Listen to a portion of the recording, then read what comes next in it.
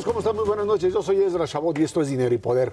En una semana inician ya las precampañas electorales del que será, dicen, el proceso más competido y difícil en la historia del país. La semana pasada, cuando se dio el anuncio de que José Antonio Meade sería el elegido del PRI, llovieron, por supuesto, cuestionamientos de distintos candidatos de otros partidos. Por lo pronto, Meade Curibreña ya tiene su coordinador de campaña, Aurelio Nuño, quien lo fue también del presidente Enrique Peña Nieto y de Rubiel Ávila en la gubernatura del Estado de México. Nos acompaña aquí en el estudio de Dinero y Poder Claudia Ruiz Macías, secretaria general del PRI. Claudia, muchísimas gracias por estar aquí con nosotros. Senator Cervera, Macario Schettino. Buenas noches. Claudia, arrancan precampañas prácticamente. Ahí está el candidato, el coordinador también de la precampaña por lo pronto. El PRI apuesta a un candidato externo, parece que también apuesta a un candidato externo en la jefatura de gobierno de la Ciudad de México, aunque ahí se andan apuntando otros. Esta estrategia de buscar priistas, no priistas, ¿por qué? Bueno, el PRI apuesta a candidatos simpatizantes de nuestro partido que nos den una fortaleza para los procesos electorales de que se trata. Desde agosto que tuvimos la asamblea, después de consultar a más de 400,000 priistas de todo el país, modificamos nuestros estatutos para abrirnos a la ciudadanía. Entendemos que hoy en México como en el mundo, los partidos políticos necesitan estar más cercanos a la gente, necesitan flexibilizar sus reglas para que la ciudadanía se vea mejor reflejada en sus propuestas y en sus candidatos. José Antonio Meade, Pepe Meade, nos da una enorme fortaleza, es un precandidato único en este momento que ha concitado el entusiasmo del priismo, pero también el entusiasmo de una ciudadanía que se percibía antes de que se determinara que sería nuestro precandidato, pues más lejana y más apática. Hoy hay entusiasmo y estamos seguros de que Pepe Meade, después de la precampaña, será nuestro candidato y nos va a llevar a un triunfo en la elección del 1 de julio. En esta elección todo indica que va a ser alrededor de dos grandes temas, corrupción e inseguridad. En el tema de inseguridad, bueno, pues es un fenómeno que ya trae un rato, no es nada más de este sexenio, pero el tema de corrupción sí creció durante este sexenio de manera notoria. No sé si crece la corrupción o la evidencia de la misma o la discusión, pero creo que este es un tema muy relevante y ahí pues hay algunos ejemplos en particular de gobernadores, el caso de Pemex y Odebrecht, pues que pueden ser muy importantes para la discusión. Aunque esto no es un tema exactamente del PRI, sino que combina con el gobierno, ¿no crees que sería conveniente agilizar la lucha contra la corrupción en los próximos meses para pues darle a su candidato la posibilidad de competir más duramente? Coincido en que tanto el tema de la corrupción y de la impunidad como el de la tranquilidad de las familias serán temas centrales de la elección, porque son temas centrales de la vida de todos los mexicanos. Con los priistas, como la mayoría de los mexicanos, estamos convencidos que necesitamos un país de más rendición de cuentas, donde no haya impunidad, donde haya castigo a quienes transgreden la ley y, por supuesto, a quienes no nos dejan vivir en tranquilidad y en paz. Estos son valores que comparte Pepe Meade y ya ha dicho con toda firmeza su posición al respecto. Pero el gobierno del presidente Peña Nieto ha sido el primer gobierno que realmente se propone crear instituciones y una visión sistémica, una visión de sistema para combatir el tema de la corrupción. En las cámaras legislativas no ha podido recientemente avanzar ese tema porque la oposición ha tomado como moneda de cambio y como moneda de presión el tema de la definición de, por ejemplo, el fiscal anticorrupción, pero sin duda es uno de los temas que estarán presentes en la campaña y donde el PRI y donde Pepe Meade van a estar haciendo propuestas concretas y comprometiéndose también de manera muy específica para responder a estos temas que, repito, a todos los mexicanos nos preocupan, son problemas y retos de todos y de todo el país y estamos listos para enfrentarlo con toda contundencia.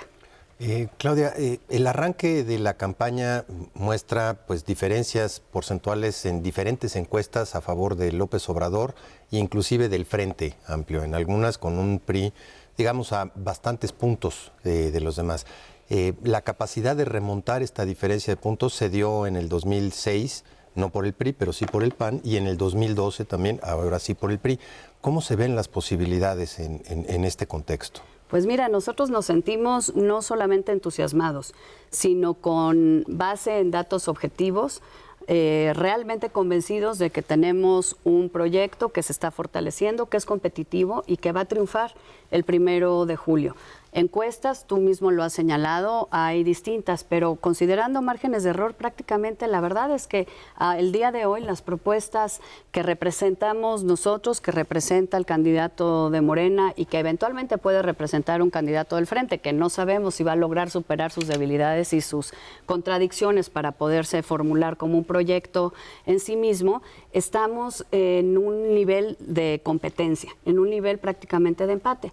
Eso a nosotros que nos da la convicción de que siguiendo por el camino que vamos, fortaleciendo nuestra organización y nuestra estructura, con un precandidato como Pepe Mid de experiencia, de honestidad, de sencillez y de claridad probadas, con propuestas claras que tengan que ver con los problemas que le preocupan a la gente, vamos a transitar los siguientes meses construyendo un enorme consenso ciudadano para poder tener el triunfo el 1 de julio. Claudia, cuando se habla de un candidato del mismo partido que está en el poder, se habla siempre, por supuesto, de continuidad.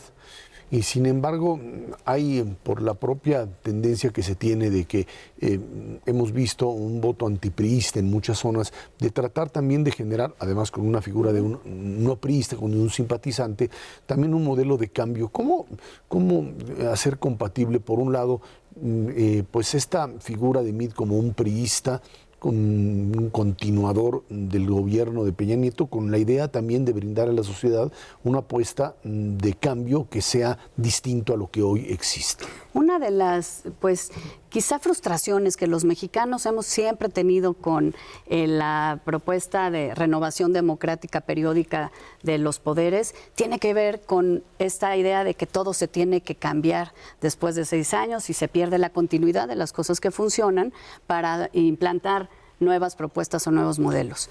Pepe Mid ha dicho, lo dijo el domingo pasado en su momento donde entrega sus papeles para ser declarado precandidato único, dice, hay que mantener lo que funciona, porque lo que funciona hay que profundizarlo y tenemos muchas muestras de lo que funciona. La reforma educativa es una de esas cosas que funciona y que hay que seguir abondando en ella. Pero también hay que modificar, cambiar, idear nuevas fórmulas para responder a los retos que no hemos podido responder con satisfacción.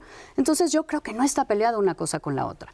Ser un precandidato que conoce el país, que conoce el gobierno, que conoce las necesidades de los mexicanos porque ha recorrido el país y porque tiene una trayectoria de experiencia de servicio público, le permite identificar con toda claridad qué funciona, qué hay que profundizar, pero también qué cosas nuevas hay que proponer. Se trata de mirar hacia el futuro y de ir dando respuestas de futuro a las necesidades de los mexicanos. El PRI lo estaba yendo muy bien en la primera mitad del sexenio. 2015 ganaron muy tranquilos, la mayoría prácticamente en la Cámara de Diputados, en su alianza con el Partido Verde, pero después se descompuso, ¿no? 2016 perdieron 7 de 12 elecciones, 3 de ellas por casos muy claros de corrupción. Este año pues, sacaron Estado de México a muy duras penas y Coahuila en tribunales con muchos asegúnes. Entonces, la maquinaria del partido, que siempre ha sido muy importante, es una gran construcción del siglo XX, ¿todavía estará funcionando o ya se descompuso de forma definitiva? No, hombre, funciona y funciona muy bien. Pero te voy a decir también que funciona y funciona bien. Funciona la democracia en México. Funciona una ciudadanía que ve conductas que no le parecen de un gobernante y lo sanciona. Funciona en este caso un partido que sanciona a esos militantes que francamente le fallan a la gente, pero también nos fallan a nosotros. Funciona una ciudadanía que tiene alternativas y decide entre esas alternativas. Las elecciones competidas me parece que son la realidad normal de hoy y nosotros hemos sabido transformarnos para competir en esos escenarios, para cuando no nos favorece el voto ciudadano, aceptarlo, realmente reivindicar el papel de las instituciones electorales a diferencia de otros, respetando a las instituciones electorales, aceptando nuestros triunfos y preparándonos inmediatamente para la siguiente elección. El PRI está organizado, el PRI está fuerte, el PRI está contento y entusiasmado de esta nueva etapa, de tener a Pepe Mid como nuestro precandidato único y de poder construir una alianza muy amplia con los priistas y con los ciudadanos que simpaticen con nuestro proyecto para reivindicar el proyecto de país que hemos venido construyendo en las últimas décadas. Claudia, uno de los primeros mensajes que lanzó José Antonio Meade es hacer de México un país grandioso. O sea, que verdaderamente nos... Potencia, dijo. Sí, exacto, exacto.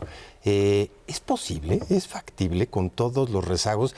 Muchas veces los promedios esconden cosas. O sea, un crecimiento del 3% del PIB esconde que hay estados del norte que crecen al 7, 8 y estados del sur, sureste que crecen al 0 o negativos.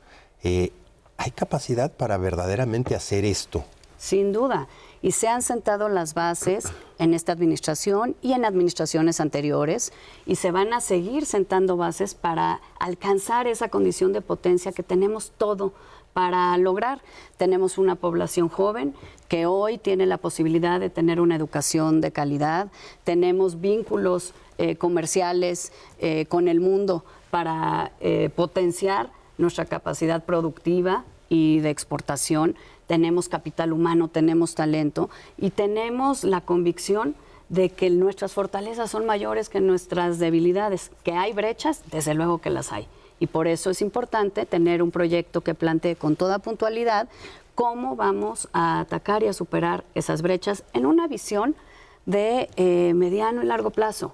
No hay soluciones mágicas y creo que al final del día eso es lo que está a consideración de la ciudadanía y va a estar a lo largo de los siguientes meses.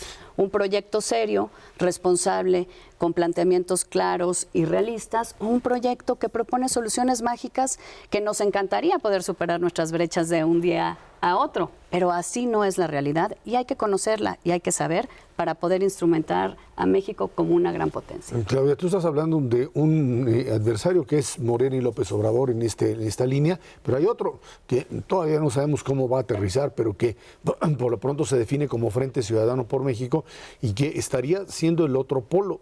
Por lo pronto habría que pensar en un doble discurso, uno sobre cómo anteponer, digamos, el proyecto de López Obrador o ante el proyecto de López Obrador una alternativa, pero están los otros que hablan de la alternativa al régimen. Pues mira, la verdad es que esperemos a ver si el Frente logra detener este desmoronamiento que ha evidenciado en las últimas semanas, pero nosotros estamos ocupados en lo nuestro, que es construir este proyecto que le hable a la gente de sus necesidades, de sus preocupaciones y de las soluciones reales a la situación que les preocupa y que enfrentan. Nosotros estamos ocupados de construir y lo vamos a ir viendo a lo largo de los próximos meses de precampaña y de campaña. Nuestro precandidato y nuestro candidato eventualmente hablarán de propuestas, hablarán de cómo, hablarán de por qué México debe ser y reconocerse como este gran país a partir de hablar de lo bueno y sumar y potenciar las fortalezas y no ahondar divisiones o generar enfrentamientos que no ayudan a la construcción de un país como el que queremos todos los mexicanos en el siglo XXI. Pero también hay que recordar una cosa, el 1 de julio vamos a tener la elección más grande de toda la historia de México. Esto no es menor. Prácticamente todas las entidades federativas tendrán una elección concurrente. No solo vamos a elegir presidente de México, que estoy segura será José Antonio Meade, vamos a elegir la totalidad del Congreso, 9 gobernadores, pero luego en 30 entidades, solamente Baja California y Nayarit no tendrán una elección local. 30 entidades también van a renovar la del poder público. Esta es la renovación más grande del poder público en nuestro país y va a contar mucho la congruencia de los partidos, y el PRI es un partido organizado, fuerte, congruente en sus planteamientos, en su estructura, y vamos a demostrarle a la gente que merecemos que nos refrenden su confianza. Adentro del PRI Unidad hay quien dice que hay perdedores, los que finalmente no obtuvieron la candidatura, que podrían bajar los brazos. De ninguna manera. La verdad es que el PRI es un partido que sabe que solo unido tiene condiciones de competitividad como las que necesitamos para enfrentar un proceso electoral como el que tenemos enfrente. Es un partido donde la unidad es una convicción y se vive todos los días, no es una consigna, es una forma de entender la responsabilidad con el partido. Y un ejemplo muy gráfico, el domingo pasado cuando acude Pepe Mid al partido a recibir su constancia de precandidato, están presentes todos los grupos, todas las corrientes, las bases, las estructuras, los liderazgos seccionales, los liderazgos sectoriales de organizaciones.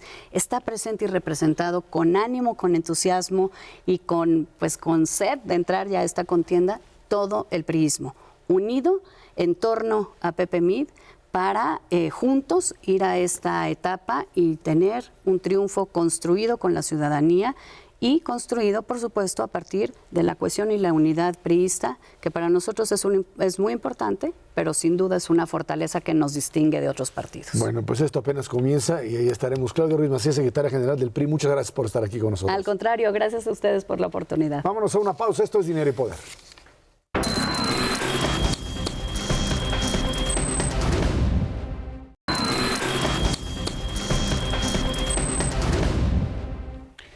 Se terminan los tiempos para el registro de coaliciones y el Frente Ciudadano por México aún no termina también por definirse, pese a que sus negociadores dicen que ya hay un avance del 95%, falta poquito, pero no pueden. Por lo pronto se anunció que habrá 2 precandidatos por parte del PRD, Miguel Ángel Mancera, y por parte del PAN, Ricardo Anaya. Ahí están los dos. Por otra parte, López Obrador anunció que analiza otorgar una amnistía, dice, a los líderes del narco, y luego dice que pues haría una consulta popular. Así es como lo plantea. El Frente Ciudadano está, dice, platicaba ayer con los liderazgos, con Jesús Zambrano y otros, les decía, pues se oye que hay ahí adentro como que crujen los huesos de los distintos liderazgos porque se están agarrando con todo. Pues hijo, me decía, sí, es parte de la negociación final, la más difícil, lo más difícil de todas estas negociaciones, en donde los liderazgos pues tienen que encontrar primero cómo se reparten el pastel, así de sencillo, y además cómo presentan ante la sociedad el proceso de selección, entre comillas, de estos candidatos. En un frente que se supone tiene un mecanismo de selección distinto al de los otros 2 bloques, el del PRI y el de Morena. Y tienen que encontrar un mecanismo, 1, que genere unidad interna, 2, que legitime lo que ellos sabían de inicio, en el sentido de que Acción Nacional se iba a quedar con la candidatura presidencial, lo que Dante Delgado va y presiona y lo hace desenmascarando un proceso de formas que obviamente pues no les gusta mucho porque es parte de este simbolismo político que querían seguir guardando, y en donde pues hoy queda claro que pues para el propio frente pues Anaya es la carta que tienen para la presidencia, la jefatura de gobierno de la Ciudad de México está para el PRD y parece en la figura de Alejandra Barrales, y bueno, pues finalmente el resto se reparte de manera bastante complicada, no tan sencillo como aparecía, y lo que queda claro es que ya a estas alturas está muy difícil concretarlo, pero está más difícil romperlo, porque apostar a candidaturas por partido dañaría prácticamente a todos los participantes. Sí, yo creo que ya fue diferente la forma de seleccionar candidato en el frente de lo que hicieron los otros 2 partidos. En el PRI la decisión la tomó el presidente Peña, y en Morena la decisión la tomó el dueño del partido, que es Andrés Manuel. Aquí al menos hay una gran negociación que tiene que ver con cómo vas acomodando los distintos grupos, y esto obliga pues a procesos en los cuales tienes que dejar entrar candidatos de un partido a ciertos lugares donde originalmente iba a ir otro. Entonces ya esta negociación es un avance, me parece, comparado con lo anterior. Creo que el frente en sí mismo es una construcción política sumamente novedosa e interesante.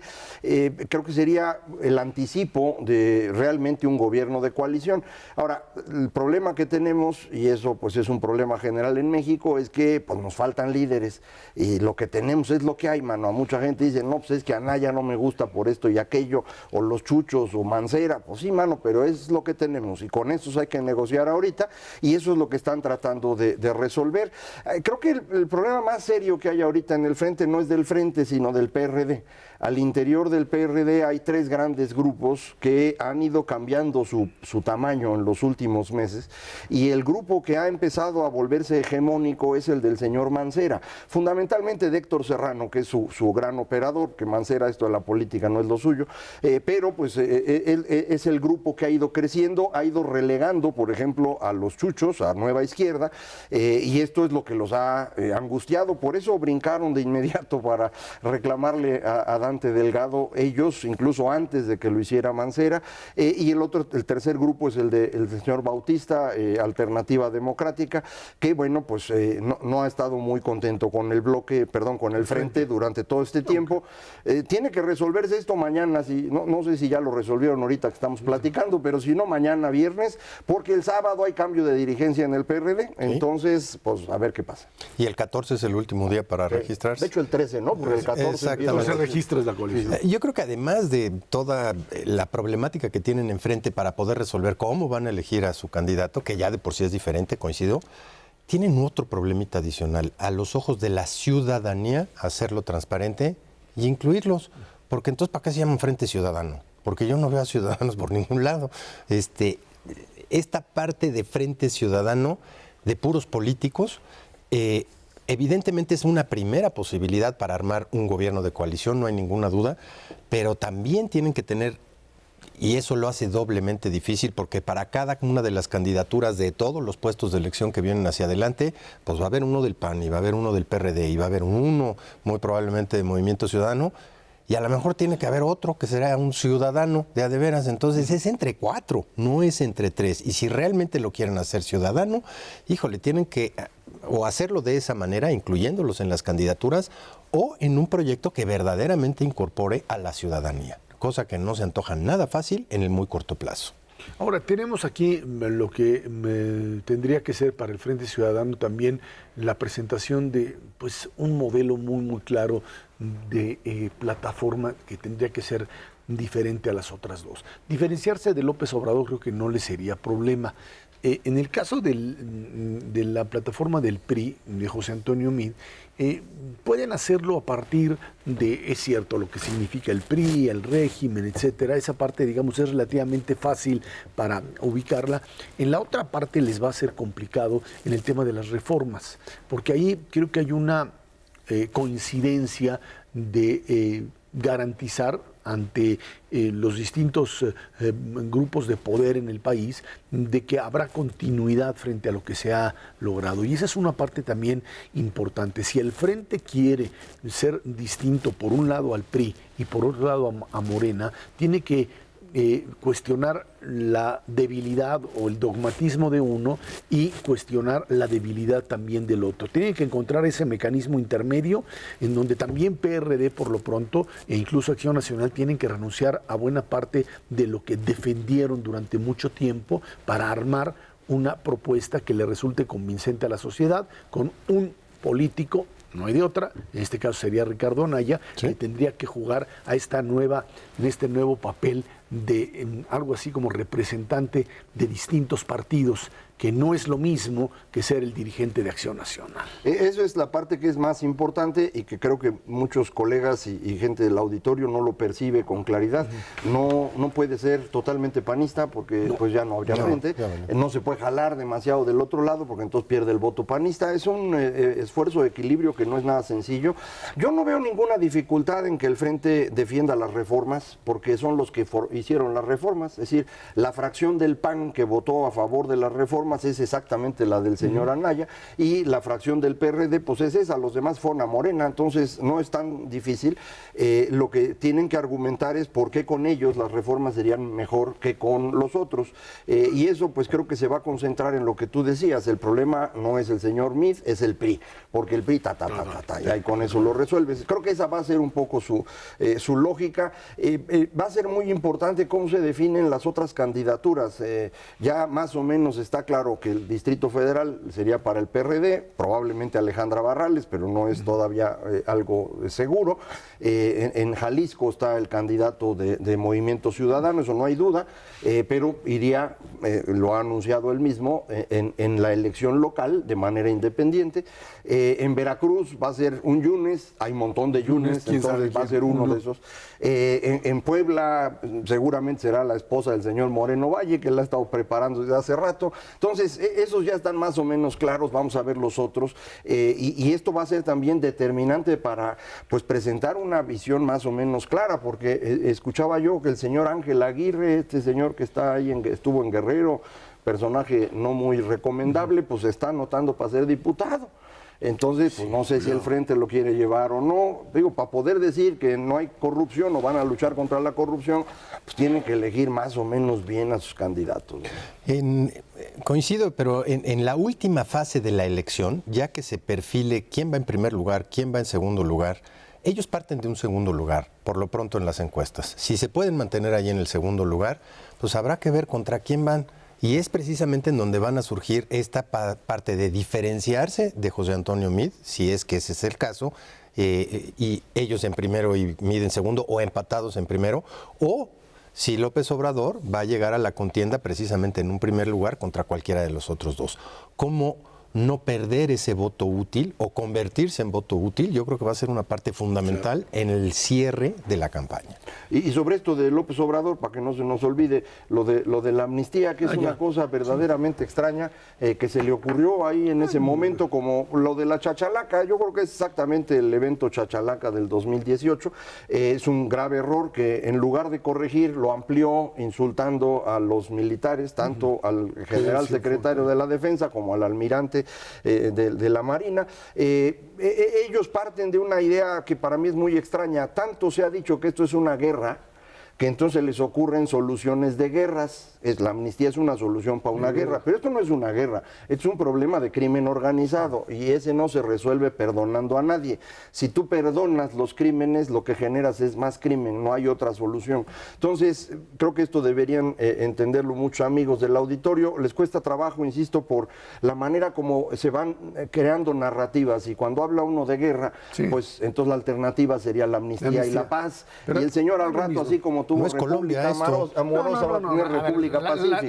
La amnistía se da a presos políticos. Sí, contrincantes políticos, ideológicos. Así se le da, incluso a las FARC de Colombia, independientemente de que hayan tenido sus vínculos con el narcotráfico, a quien se amnistía es precisamente a los políticos, a aquellos que no tuvieron directamente, digamos, injerencia en el tráfico de drogas ni en la criminalidad, en el ámbito específico del crimen organizado, y sí en el ámbito de la guerrilla como tal. Aquí hacer esto es prácticamente pues suponer que hacer el borrón y cuenta nueva es tratar de establecer lo que podríamos llamar una nueva realidad, empezando de cero, en donde los criminales estarían dispuestos a negociar y a portarse bien, voluntarismo puro, como lo ha hecho una y otra vez. Esto por un lado, y por otra parte, y creo que también es importante destacar el hecho de que en la discusión otra vez sobre crimen organizado y combate al crimen organizado, hay que encontrar fórmulas más serias y concretas que empezar otra vez a decir es que todo esto no sirve, ha aumentado la violencia y hay que pues simplemente legalizar las drogas y terminar con el asunto. Creo que esto es otra vez regresar a una discusión que es muy compleja, que es muy complicada, que tiene que ver con fuerzas locales, con gobernadores, y que la hemos hecho o intentado hacer culpando a uno u otro, a un presidente, a unas fuerzas armadas, y que no va por ahí la discusión. Efectivamente, yo no sé si esta idea, en lugar de venir de Colombia, como muchos creen, a lo mejor la copió de Venezuela, en donde el gobierno acabó mezclado con los narcotraficantes y por eso se sostiene. Ojalá y no sea esa la idea del señor López. Bueno, vámonos a una pausa y de regreso platicamos con usted sobre pues el tema precisamente de la ley de seguridad interior. Estos temas que son fundamentales para el país. Esto es Dinero y Poder.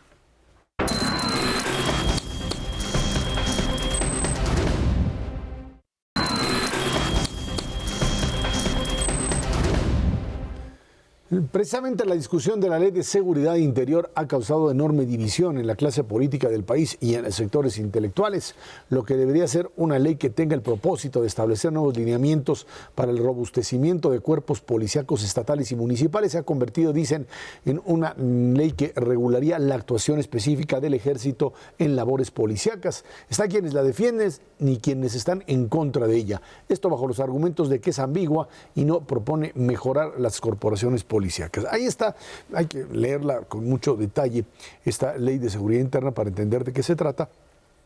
Creo que la ley de seguridad interna lo que está haciendo es simplemente regular el papel del ejército en lo que ya está haciendo en el país. Yo no creo que va a resolver el problema de la seguridad, no va a disminuir la violencia. No estoy convencido de que el tema de presencia del ejército es lo que ha aumentado la violencia en el país. Parecería ser que si quitamos al ejército, entonces no habría violencia. Yo creo que en ese sentido lo que tendríamos, si no hay otra medida adicional, lo único que tendríamos es a crimen organizado ocupando los espacios políticos y los espacios físicos en aquellos lugares en donde los gobernadores, y creo que ahí es donde está la clave, no han hecho su trabajo de construir policías estatales eficaces. Que hay que entrar, como decíamos en el bloque anterior, en la temática de cómo restablecer condiciones de seguridad. Creo que hay ejemplos ya muy claros de éxito, incluso en estados donde ha habido crisis políticas, como el caso de Nuevo León. Rodrigo Medina, que tuvo toda su historia, etcétera, fue un gobernador que tuvo la capacidad finalmente de construir una fuerza civil interna en el estado y pudo revertir los niveles de inseguridad de manera significativa, al grado de que el ejército ya no era necesario. Luego vino el Bronco a destruir todo porque viene el nuevo y hay que acabar todo. Hasta con Chihuahua tienes un sistema algo similar que está sucediendo ahí y que parece que no entendemos. Creo que el tema de ley de seguridad no necesariamente ni militariza ni le da manga ancha a los militares, simplemente les da un marco adecuado en donde creo que sigue siendo fundamental el estar vigilando su actuación y el tener en cuenta que no pueden hacer lo que les plazca porque están en condiciones de suplir aquello que los civiles no han podido hacer. Sí, el ejército se ha utilizado, el ejército y la marina, se han utilizado para enfrentar al crimen organizado desde los años 70. Ha ido variando su forma de operar. Durante el sexenio de Zedillo, por ejemplo, fue mucho más evidente, luego se contrajo un poco en el tiempo de Vicente Fox. Creció el crimen en los últimos 2 años de Vicente Fox de manera muy importante y entonces cuando llega Felipe Calderón vuelve a involucrar al ejército de una manera parecida a la que tenía con Ernesto Zedillo, pero más aparatosa en la comunicación, digamos. Y esto llevó a muchas personas, en particular a quienes no querían mucho al presidente Calderón, a considerar que eso fue un grave error. Todos ellos olvidan que durante el primer año de esta guerra contra el narcotráfico de Felipe Calderón efectivamente se redujo la violencia y empieza a crecer de manera notoria en 2008 y esto es debido a los enfrentamientos intracárteles que ocurren primero entre el cártel de Sinaloa y Beltrán Leiva y después entre Zetas y Golfo, que van deteriorando significativamente todo el norte del país y en donde pues no había ninguna opción en ese momento sino enviar fuerzas armadas. Lo empezamos a hacer de una manera en la cual no se les dio un respaldo legal para esa actuación. Es cierto que pueden hacerlo porque el presidente se los ordena, eso no es problema, pero pues está en el aire su participación. Por eso ellos habían insistido, hagan una ley para pues que esté claro qué es lo que tienen que hacer las Fuerzas Armadas y qué no. Y eso es lo que han estado discutiendo durante 10 años, ya finalmente llegan a este documento, no es una maravilla, lo que hace pues es simplemente reconocer una situación que no debería ocurrir y tratar de ordenarla. En la tradición mexicana las leyes se hacen para imaginarnos una cosa maravillosa, ¿no? La Constitución misma pues nos habla de un país que en los hechos nunca hemos logrado construir en 100 años. Y en el tema de seguridad llevamos 40 años desde que se empezó a utilizar al ejército que debíamos haber construido policías y no lo hicimos. El único momento real de construcción policíaca bueno es durante el gobierno de Calderón precisamente la creación de la Policía Federal, que llega a 40,000 efectivos y cuando llega el actual gobierno, pues no la incrementan. La brillante idea del señor Osorio Chong de jalar todo en una sola secretaría, pues acabó destruyendo el manejo político y la cuestión de seguridad y pues ahí está. ¿Cómo se resuelve el problema? Tú lo acabas de decir, tenemos ejemplos de Tijuana, Ciudad Juárez y Monterrey, en donde en los 3 casos una combinación de la sociedad civil, el gobierno civil y las Fuerzas Armadas pudieron construir una fuerza policial eficiente y exitosa que redujo la violencia. Y en los 3 casos también sabemos que cuando se retira a la sociedad civil por la razón que sea, se vuelve a deteriorar todo. Entonces, está más o menos claro lo que hay que hacer, sí lo podemos hacer, pero no lo vamos a hacer para mañana. Y lo que sí se necesita es tener el respaldo legal para el ejército de una vez. Entonces, por eso creo que la ley de seguridad debería ser aprobada e ir corrigiendo lo que nos falta, trabajando en serio el tema de seguridad. Porque pues si vamos a seguir platicando aquí de cómo esto se está convirtiendo en el Chile de Pinochet, como dicen varios activistas, pues así no se puede hacer nada, ¿no? Hay que ponerle número a la casa. La verdad es que sí nos faltan muchísimos policías. Macario está diciendo 40,000. Vamos a ser generosos y supongamos que tenemos 70,000 policías. ¿Cuántos se requieren en este país? Un poquito más de 450,000. Y es responsabilidad de todos los gobernadores y del gobierno federal poner sobre la mesa 450,000 policías. Con las academias de policías actuales que tenemos, ni trabajando 24/7, logramos eso en menos de 6 años. Son 10 años lo que se requieren, a menos que entre precisamente la sociedad civil, empresarios, a formar policías y a meterle lana a más y mejores academias de policías para pagarles más. Pero ese es solamente el primer paso. Tener mejores policías y el número suficiente no resuelve el problema. Le tenemos que entrar al Ministerio Público, santo problema. Le tenemos que entrar a la parte de los jueces. Y ya que puedes pescar, procesar y juzgar a los malos, tenemos que cambiar todo el sistema carcelario del país. Solo cerrando el círculo completo puedes aspirar a que mejoren las condiciones de seguridad en este país. La parte del ejército, coincido totalmente, pues qué bueno que se regule, no sé hasta dónde vaya a llegar, pero ni siquiera estaríamos pensando en eso si tuvieras resuelta estos 4 puntos fundamentales. Más y mejor policía, cambiar totalmente el Ministerio Público, toda la parte de los jueces, hay que cambiar el 80% de los jueces y eso se requiere una renovación generacional completa. En el caso de los jueces, creo que algo que vale la pena mencionar es que la reforma legal está funcionando, está permitiendo hacer mejores juicios, ya no meter a la cárcel a personas que todavía no están juzgadas. Entonces esto va a ayudar. Entonces también ahí ya va un poquito Nos de va a llevar avance, tiempo. Pero como dices, pues sí. Es la cadena completa. Ahora, en este mismo sentido, lo que queda claro otra vez es que mientras no exista una voluntad del gobierno, de los gobiernos estatales y fuerza del poder central del gobierno federal para eliminar también policías que ya no deben existir. O sea, esta idea de que quitarles el poder a policías municipales es atentar en contra de algunas que funcionan en algunos lugares, bajo el entendido de que la policía municipal, el darle armas y funciones a algún tipo de individuo que no tiene ni siquiera preparación ni tampoco el suficiente ingreso como para mantenerse, se convierte en verdadera carne de cañón de los grupos delincuenciales.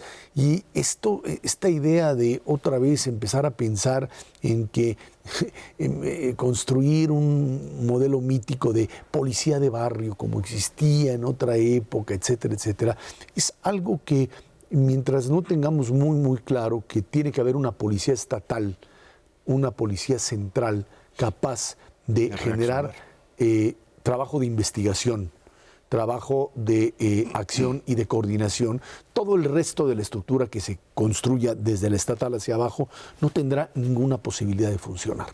Porque puedes tener una muy buena policía municipal en donde sea, si la policía estatal está corrompida y controlada o no existe, todo lo que construyas debajo de él simplemente no va a funcionar. Y esa tiene que ser la clave del modelo. Hoy la policía de barrio en Europa se llama videocámaras de vigilancia, que van a una instancia que realmente hace inteligencia, investigación y opera y actúa rapidísimo.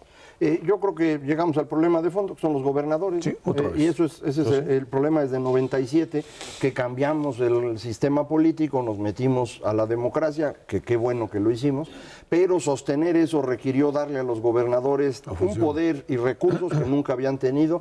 Se nos volvieron locos algunos literalmente, y ahora lo que necesitamos es encontrar una forma de equilibrar eso. Y esta elección de 2018 también lleva eso de por medio.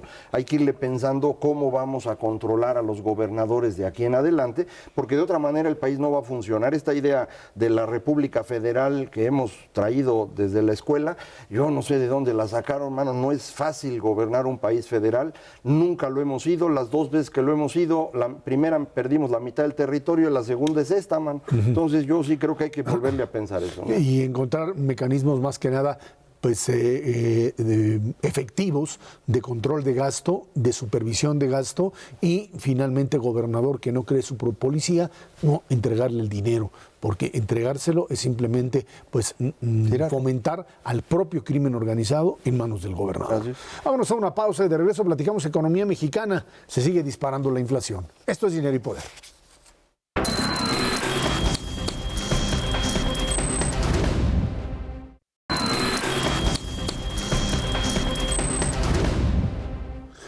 Las inversiones en la economía mexicana permitirán mantener cifras de crecimiento levemente superiores al 2% por los próximos años, sostiene la Organización para la Cooperación y Desarrollo Económicos. Por su parte, de acuerdo con cifras del INEGI, el consumo privado en el país se mantuvo en números positivos, registró un avance de 3.4% respecto al mismo mes de 2016, cifras desestacionalizadas, mientras que en su comparación mensual crece 0.8% frente a agosto, y lo que se nos dispara sigue siendo la inflación. Ahí está, se fue Agustín Carstens, nos dejó ahí una inflación alta, dijo ahí se ven, inflación del ¿qué? 6.63% anual aparece el día de hoy, 4.9 en lo que es pues esta inflación subyacente, la que hace a un lado precios volátiles, inflación muy alta, tenderá seguramente a caer en la primera quincena de enero, porque ya el efecto gasolinazo terminará hecho a un lado, pero de aquí a pues la segunda quincena de diciembre,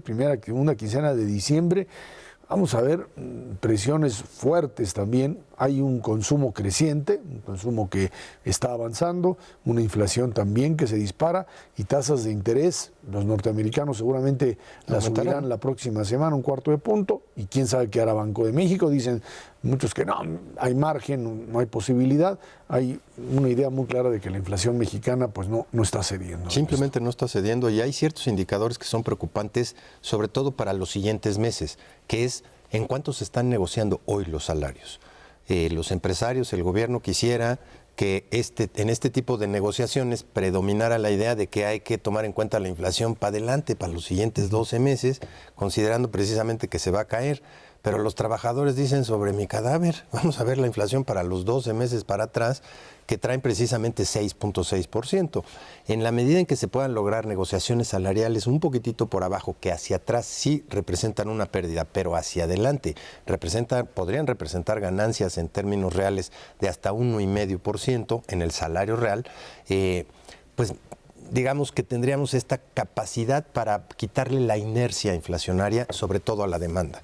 Yo diría va a ser difícil, la verdad es que se están viendo negociaciones salariales entre 5,5% y 6%, pegadito a la parte inflacionaria que te pegan en términos de consumo o demanda agregada en general hacia los siguientes meses. Pues cancha sí podría haber, la verdad es que el Banco de México se adelantó, pero no te puedes quedar con los brazos cruzados frente a un proceso inflacionario que simplemente no cede. ¿Cuál sería la aspiración del Banco de México, o fue durante el segundo semestre del año? Que la inflación se acercara más hacia el 6% que hacia el 7%. Hasta ahorita no ha sido el caso y eso es preocupante en términos precisamente de cómo cierras el año, pero sobre todo cómo empiezas el 2018. Ahí están las presiones inflacionarias y el Banco de México tendrá que decidir si se va por la opción más conservadora y aumentar junto con la Reserva Federal de los Estados Unidos otro 1/4 punto, que ya empieza a ser un apretón importante para la inversión, no cabe la menor duda, pero también para el consumo de bienes duraderos. En inicios de año nosotros estuvimos viendo aquí que esperábamos que en la segunda mitad bajara la inflación y pues estuviéramos alrededor de 5% para el final del año, que permitiría arrancar el próximo más cerca de 4%, porque se quita el efecto de las gasolinas.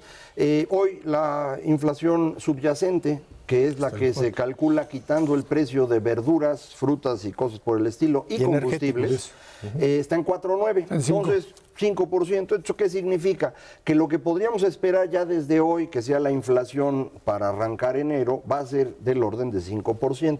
Creo que si quitamos el efecto de gasolinas, que, insisto, va a desaparecer automáticamente en enero, algo que no vamos a poder quitar y que sí está resultando una cuestión relevante en términos inflacionarios es el gas doméstico. Ha estado subiendo mucho el gas, mucho. Yo no sé qué exactamente explica este proceso. Es muy probable que estemos importando cada vez más y al estarlo importando el efecto del tipo de cambio se nota en el precio del gas. ¿Tienes aumentos de más del 50%? Sí, de más de 50, dependiendo de algunas cosas estás más cerca del 100. Entonces, sí es un problema esto del gas doméstico y no sé exactamente si se les va a ocurrir algo para resolverlo, porque esa sería una forma de afectar directamente el proceso inflacionario. Fuera de eso, lo que le queda al Banco Central es la tasa. Y la tasa de interés, después de un cierto momento, su efecto ya no es tan significativo en inflación como en crecimiento. Y si le vamos a empezar a subir mucho a la tasa, pues recomendación o expectativa que tiene la OCDE del famosísimo 2%, pues se puede poner complicado. Yo sigo pensando que el 2% es nuestra dinámica natural y que no va a cambiar en lo que nosotros no resolvemos problemas de fondo. Ya las reformas sirven para ello, pero van a dar resultados paulatinamente. Entonces, si ahorita quisieran hacer algo para quitarse la presión inflacionaria, creo que tendría que ser una actuación directa sobre el asunto del gas. No estoy diciendo que pongan precio tope ni mucho menos, sino ver cuál es el problema que tenemos ahí para ver si se puede conseguir una producción más barata. Yo insisto... Que el precio del petróleo está aumentando a nivel internacional. Sí, no, claro. Y además el dólar es más caro. Subió en los últimos 2 meses. Claro, entonces eso pinta. Claro, pinta y esa es exactamente la parte de fondo. Ahora, ese 2% al que se refiere la OCDE, pues no aplica. La verdad es que no. Del centro para arriba del país es 4%, 3,5%. Promedio es 2%. Pues por eso, pero hay que empezar a ver este país para lo que realmente crece. No lo veas así, porque si no al rato de veras lo vamos a hacer 2 países. Con la forma de la elección que tenemos. Pues hay que ocuparse del país de abajo que crece al 0. Así es, bueno, ahí tienes que meterle. Pero lo que sí tienes también, y esto es importante, es el tema de consumo. Un tema de consumo que pensábamos también se nos iba a caer y que terminas generando, a pesar de la espiral inflacionaria, que hay que ya tomarla más en serio, tuviste una capacidad de recuperación del consumo como no se pensaba, y esto también tendría que tener una explicación muy clara en función pues de ingresos mayores o qué. Hay 2 cosas. El empleo no se ha caído, al contrario, el empleo sigue creciendo bastante bien, 4,5%. Especialmente en el sector formal de la economía, que te ha más que compensado la caída de los salarios reales. Si tú combinas el empleo con los salarios, te da la masa, el poder adquisitivo, y ese está creciendo al 3,5%, justo lo que está creciendo el consumo privado. Pero hay otro elemento adicional, que se llaman remesas. Este año vamos a rebasar 30,000 millones de dólares de remesas. Y esas remesas hoy puestas en pesos aquí en México, hombre, si es una lanita, representan 12% del consumo privado total nacional y 25% de la masa monetaria formal. Seguimos pensando que las remesas van a los pueblos más fregados del país. No, las remesas van ya a todas las zonas urbanas y penetran prácticamente todos los estratos sociales de la población. Hay, sin duda alguna, esos 2 componentes están empujando fuerte para que el consumo privado vuelva a repuntar en el último trimestre del año. Ayuda también que sigue fluyendo el crédito, no tanto en tarjetas, pero sin duda alguna en vivienda y en bienes duraderos están creciendo a tasas, el crédito automotriz al 12% y el crédito para casas al 6%. A pesar de la tasa de interés, que no es baja, ¿no? Claro. Ahora, esto nos lleva necesariamente a pensar que el arranque del año tendrá 2 componentes que hay que tomar en cuenta. Uno, una inflación que necesariamente irá bajando, ¿sí? Hasta por aritmética. Hacia el 5,4 como tal, 5% para empezar. Y segundo, una negociación de salarios que también tendría que estar fijada en topes de 5%. Esa sería un poco la idea para tratar de evitar una mayor presión sobre precios de aquí en adelante. Más temas específicos como gas y otro tipo de productos que pudiesen ser motivo, digamos, de control. Creo que esta parte, pensando en un año electoral, además, en donde el flujo de dinero va a aumentar necesariamente, para tratar de evitar que otra vez, en esta lógica de mucho dinero circulando, pues te pueda otra vez generar a mediados de año otro rebote inflacionario, ¿no? Sí. Vamos, con esos dos pilares, pero yo le añadiría, no lo discutimos, la parte de inversión. ¿Quieres crecer al 2? Pues deja la inversión como está, 16% del PIB. ¿Quieres crecer al 4? Hay que empujar y generar las condiciones inclusive de incentivos, inclusive fiscales, para que la inversión esté al 20% del PIB, incluyendo la inversión pública, que este año va a decrecer la friolera de 18% en términos reales. Sí, bueno, la inversión pública está al nivel más bajo desde histórico. que se tienen datos, que es 1939 para acá. No va a poder crecer porque no tiene dinero el gobierno, no hay recursos suficientes. Y el problema que tú decías del sur del país tiene que ver con esto. Allá no llegan los gasoductos, no hay autopistas, los aeropuertos son sencillitos, los puertos no funcionan. Corregir eso requiere muchísimo dinero, para eso la idea de las zonas económicas especiales, pero pues es un proceso, aún con dinero, tarda, ¿eh? Así es, tarda y necesitas voluntad política para quitar de encima Sostenerla. un montón entre gobernadores, hablábamos, y otro tipo de grupos de poder interesados en mantener un clientelismo que nada más destruye riqueza y no permite generar. Así es el sur. Así es el sur. Neto Cervera Macabres, que tiene muchas gracias. Gracias a usted que nos ve y nos escucha aquí todos los jueves a las 10 de la noche en Canal 11 Dinero y Poder. Estamos en la radio Noticias MBS en el 102.5 del FM de lunes a viernes de 5 a 7 de la noche. Por nuestra parte, muchísimas gracias y muy buenas noches.